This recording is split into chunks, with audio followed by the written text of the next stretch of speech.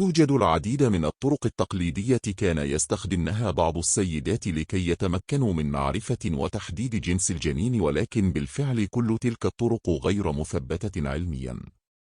لكي تتمكن من معرفة نوع الجنين بسهولة، يعتقد بعض الأشخاص أن زيادة الوزن في منطقة البطن بان المرأة ستلد ولد، وخاصة غن كان شكل البطن يأخذ شكل طولي، وتعد هذه الطريقة من تلك الطرق التقليدية في معرفة نوع الجنين. ولو زاد وزن السيدة الحامل بشكل عام وبشكل متساوي فهذا يعني أنها ستلد أنثى. الثدي أيضا من الأمور التي تساعد على معرفة نوع الجنين كما يعتقد البعض، فإن كان حجم الثدي الأيمن أكبر من الأيسر فهذا يدل على أن المرأة ستضع ولد.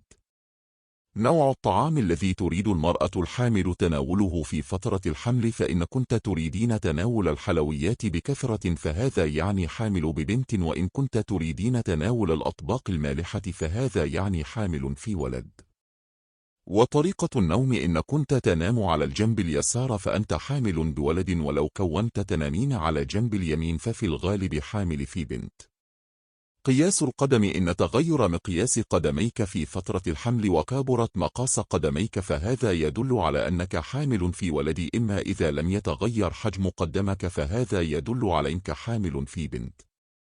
تعاني المرأة الحامل من بعض التقلبات المزاجية، فإن كانت تشعر بالسعادة ثم تغير هذا الأمر وأصبحت حزينة دون وجود سبب واضح فهذا يعني أنك حامل في فتاة، أما إذا كانت حالتك المزاجية معتدلة فهذا يدل على أنك حامل بولد. التوعك في فترة الصباح، فالمرأة الحامل ببنت تكون أكثر عرضة للشعور بهذا الأمر. أعراض الحمل في ولد.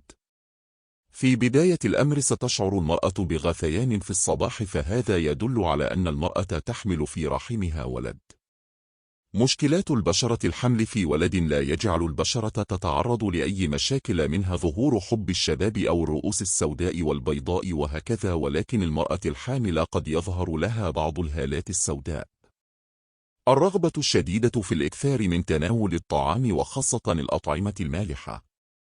لون البول، بعض من الأشخاص يعتقدون أن إذا تحول لون البول إلى لون غامق فهذا يعني أن المرأة ستضع ولد. إن كانت المرأة الحامل تنام على جنبها الأيسر فهذا قد يدل على أنها ستضع ولد. أعراض الحمل في أنثى. في بداية الأمر أن كان لون البول لدى المرأة الحامل فاتح فهذا يعني أنها ستضع أنثى. إن كانت المرأة الحامل تنام على الجانب الأيمن فهذا يعني أنها تعاني في بنت. اشتهاء السكر، فإن كن ترغبين في الإكثار من تناول الحلويات فهذا قد يدل على أنك ستلد أنثى.